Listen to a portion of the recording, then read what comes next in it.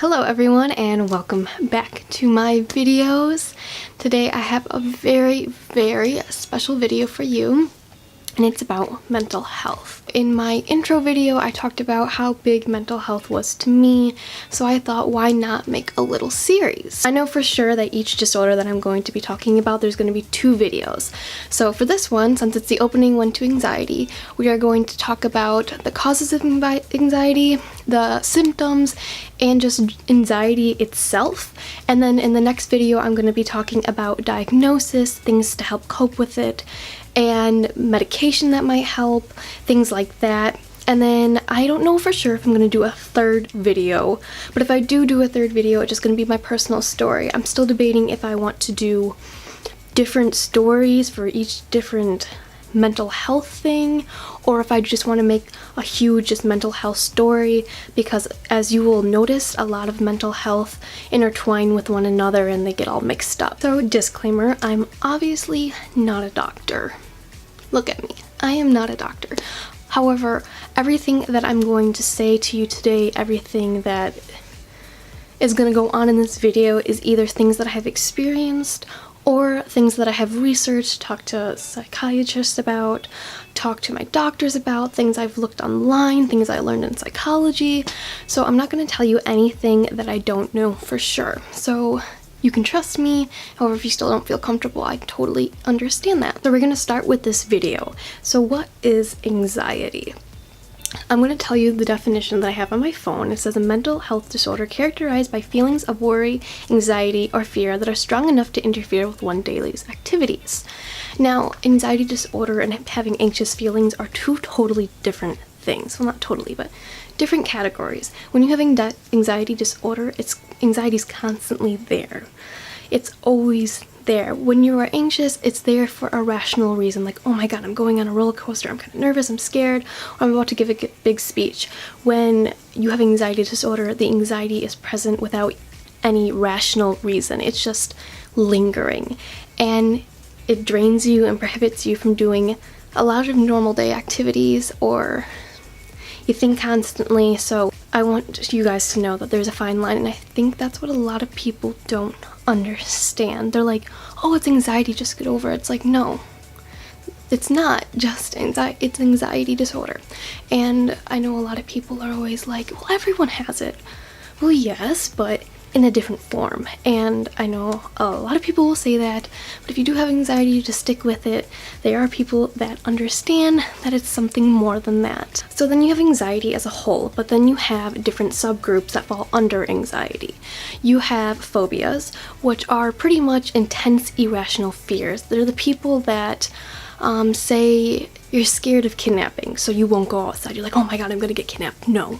Or, I don't know, you're scared of the dark because you know a lot of creepy things happen in the dark, so you don't go on at dark. It's pretty much fears that become so intense that they become irrational and prohibit you from doing activities that you normally would be doing. So then you have generalized anxiety, and this is what most people are referring to when they are talking about anxiety. It's the people that are worrywart, who are constantly nervous, constantly worrying about something. You're always on the tip of your toes.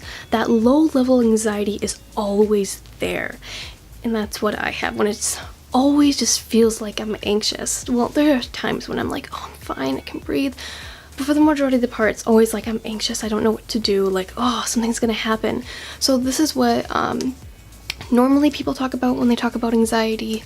So I feel like this is probably one of the most common cases. I do not know for sure, but whenever I talk to people about anxiety, this is what they're referring to most of the time. Then you have panic anxiety or panic attacks, and you can have panic attacks even though you're not specifically diagnosed with panic anxiety or panic attack anxiety. Like, I have panic attacks, but only when placed in certain situations. I know I get panic attacks when I'm in situations that I feel inadequate in. Like, if I go to a soccer camp and I feel like everyone's better than me, I start like freaking out and my mind starts spinning and my hands get all sweaty and my heart beats fast, and that's when I feel like I can't breathe and I'm crying. When you have panic anxiety or panic attack anxiety, this is a sudden burst of anxiousness. When you start to feel all of a sudden out of nowhere, it pops up. So you can kind of tell it's different than generalized anxiety when there's always that low level of anxiety present. But panic attack anxiety or panic anxiety is when it's just like there. And there's another thing that kind of goes with panic anxiety. It's called acrophobia. I think I'm saying that right. But this is pretty much the fear of going out to a place and having a panic attack and not being able to escape it. So most of the time, people that do have panic attack anxiety have that associated with it. And then you have OCD, which is obsessive compulsion disorder. And this is when pretty much you can't get a thing out of your head, so you need to take action to do it. So a lot of the time, this is probably one of the most common ones too, or pretty common. I think they're all relatively common, but OCD is common, but really not thought as a form of anxiety, but it is. It's like everything has to be perfect, everything has to be a certain way, which does fall into anxiety sometimes depending on the person. But yeah, OCD is when you have an intense thing going on in your mind that needs you, or is telling you to do something, so you have to do it. For example, somebody needs to make sure they turn off the lights in their house before they go to sleep. So they might go down the house, go down in the lower level, check, check, check, go on the top level, check, check, check, go back down on the lower level, check, check, check, check, check, check, twice every night at the same time, and then go to sleep. Extreme example, but is real. I have not been diagnosed with OCD. Well, I shouldn't say that. My doctors was suspicious, as in if I had OCD, because there was some things that I had it applied to. A few years ago, I was in my really bad state, so I'm a little bit better now, well, a lot better now, but when I was going through my really, really rough patch, I had to take showers at a certain time every single night. And if I didn't take that shower, I started freaking out. I would not stay over at my friend's house because I needed to take that shower. And yeah, you can pretty much look at that as an OCD type action, if you would like, but that's one of the examples. So then we have PTSD, so that's post-traumatic stress disorder, and this is when you are in a traumatic event, and then you get out of that traumatic event, but that event is always with you. It consumes you, and at points it becomes your reality. You know, it's in your mind, but then it becomes out, and you start to hallucinate and things like that. And you hear a lot about people in the military, army, you know, the branches, and then even cops and firefighters having this. But it does branch out to other people. If you do, or if you were in a traumatic event, it can happen to you too. So it's just not them, but for the most part it is them, because they see horrible, horrible things. But PTSD, that's what it is. Then you have social anxiety, which is another thing, or another type of anxiety that I had. I had this when my bad stages. When I say my bad stages, I'm referring to about 4 years ago. I was diagnosed 4 years ago, but I have been going through this for about 7 years. So it was kind of undiagnosed, and then we figured out what it was, and we kind of brought it to attention, and that's when it was diagnosed. So yeah, I had this in the beginning phases of my anxiety, my mental health story, and it was really bad. So social anxiety is very common within the anxiety realm. It's pretty much exactly what it says. You are scared to get social. You are scared or nervous, and you feel uncomfortable when you have to be thrown into social situations. And it's just a thing. Like, I remember I wouldn't even leave the house at points. Like, I would be like, no, I don't want to go. I don't want to go to the mall because I'm so scared. I'm so nervous. I'm going to get anxious. I know I am. And when nobody knew about this, nobody knew what this was in me, it was hard because they didn't understand. They're like, what do you mean? Oh my gosh, she's just an angsty teen, you know? But it really is a thing, and it's probably one of the most common ones, even though I say that for every single one. But social anxiety and generalized anxiety are probably the biggest two out of those. If you didn't catch the ones that I did have, I have social anxiety. Well, I used to. It's not as bad anymore. I pretty much have been able to get out of that, which is amazing. Generalized anxiety, which I am still dealing with today, and then OCD, which I am kind of still dealing with. I'm very much a perfectionist. However, I would not categorize it as OCD. It's just one of those things that come with my anxiety. So I remember when I first started getting all these feelings, I was like, where did this come from? I had a good childhood. I had an amazing childhood, the best childhood. I have amazing friends. I have a good family. Like, why am I like this? And I didn't understand. So I'm going to give you some causes. However, I want you to know that no cause is like defiant. There is a lot of different theories and causes that could manipulate your feeling. But yeah, there's no one specific factor, which is so unique about mental health, that it has so many different possibilities and theories that go along with it. So I'm gonna talk to you about a few, and I'm not discrediting them. There's some that are like scientific proof. However, there's not one like specific thing you can really target at points. For most people, you can't target it at least. So the first one is it's genetics. It is almost like, say you have high blood pressure. It runs in the family. So if you have a parent who has anxiety or a grandparent that has anxiety, you are more prone to anxiety. It's just how it works. There's nothing wrong with that. But if you are like, oh, that's why, that makes sense. Yes, it's maybe because somebody in your family has anxiety and has just traveled through the line, and you're the lucky person that has happened to make it its home. It can just be your environment, where you are. If you have intense long-term stress factors,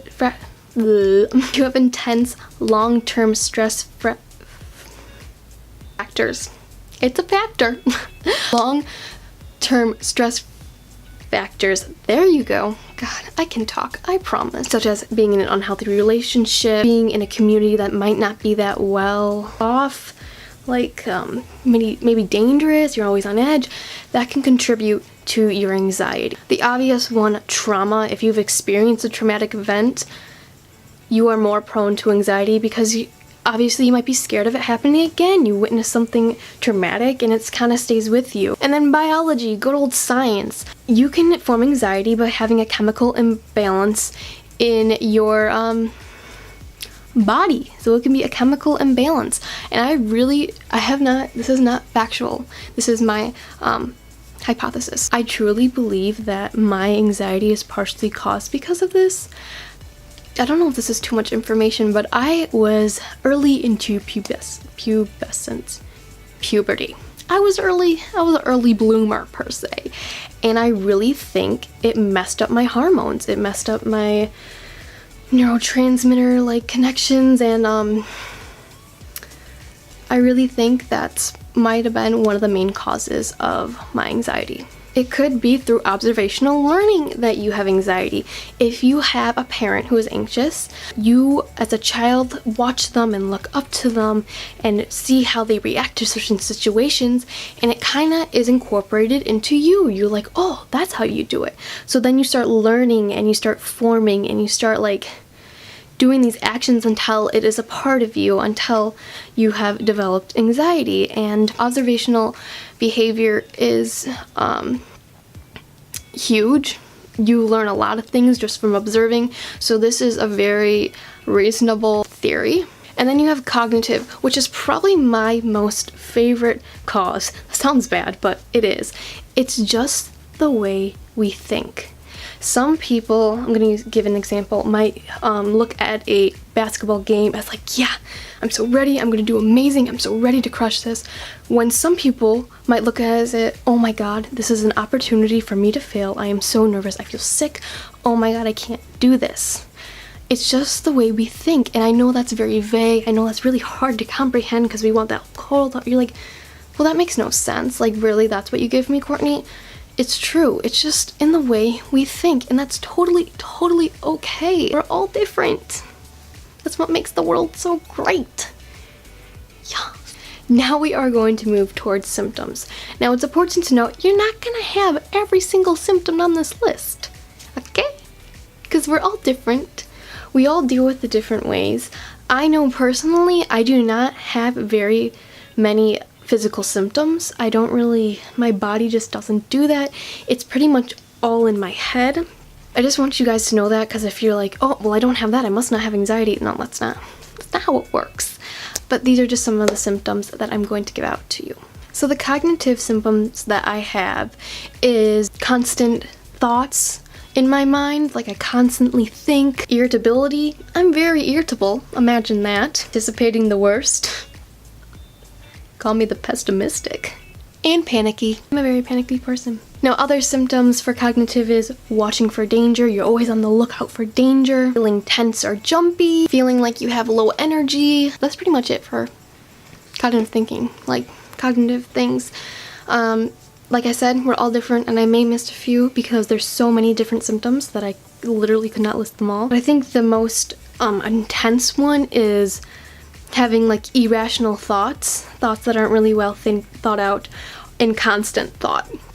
I think those are two huge symptoms when your mind always feels like it's on the go, and most of the time there's no evidence to back up your thoughts. Like, oh my god, I'm the worst person. Well, give me the evidence. You know what I mean? Those are pretty much your cognitive symptoms, and then I'm going to list your physical symptoms. So the only physical symptoms I have is a pounding heart, which I experience only mildly, where you can feel it in your chest.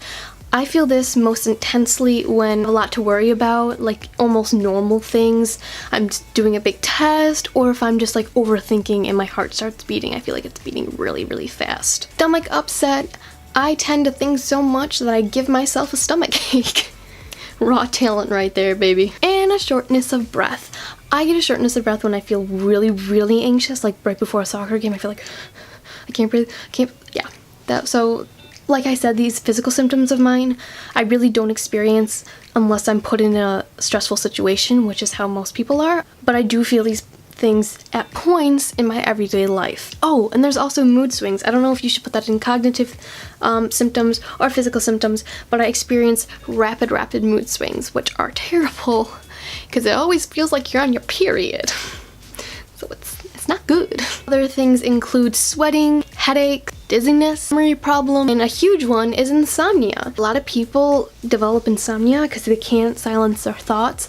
I have been blessed to have anxiety that doesn't do that. Another thing that I have experienced with my anxiety has been perfectionism. Everything needs to be perfect, but that's just my case of anxiety, which most of my anxiety comes from, is that need to be perfect. But I do know some people that are like that too. So in case you always feel like you need to be perfect and you're always anxious, you know you're not the only one. That's pretty much the end of my first anxiety video, which is insane because I've always wanted to make these videos. Next video we'll be talking about diagnosis, ways to cope, different medicines, and just trying to deal with it, how to deal with it. And it's nothing to be ashamed of. 1 in 4 people have some form of mental health issue in their lives, so it's totally okay. Just speak up, get help. I'm gonna put some links in the description box below. It's like helpful hints. I'll probably link my Pinterest board, which is like helpful little ways to relax when you have anxiety, which is huge. But like I said, thank you so much for watching. Mental health is so important to me, and I'm so excited to be making these videos. I know, like I said, the camera's not the best quality and this isn't the best quality, but you just watching my video makes my day so much brighter. So I will see you next week when we talk about the other part of anxiety. I hope you all have a wonderful day. You are beautiful human beings. Bye!